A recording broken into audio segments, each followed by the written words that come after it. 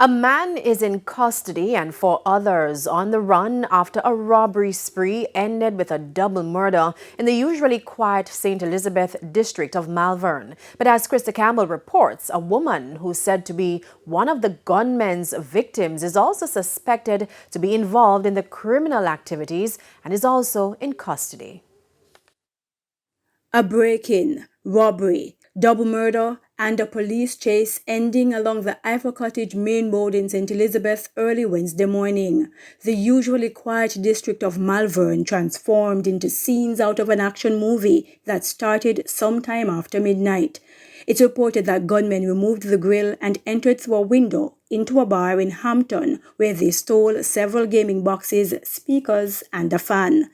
The female bartender who lives at the location was taken into custody after suspicion that she was somehow involved in what took place. Malvern are the last place money come.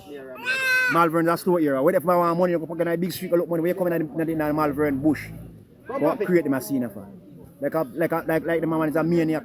The anger of one resident after what transpired next. In a bid to escape with the stolen goods, four of the gunmen fled into the hills of Ivor Cottage in Malvern, trying to meet up with the driver of the getaway Toyota Voxy.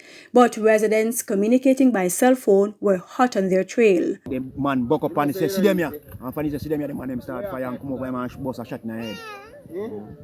And turn down to the bush so. And then come to the bush and buck up and man and frightened. So then shoot him in the head. 38-year-old Mason Michael Johnson was the first one shot. Then 51-year-old farmer Courtney Smith, who was reportedly going about his personal business. Both men died. A resident described the farmer as a hard-working and good man. He help everybody. Sick, lame and lazy. Baby, everybody there mourn for him. The youngest a baby there. The oldest a somebody there. Me see all people there when me never see out yet.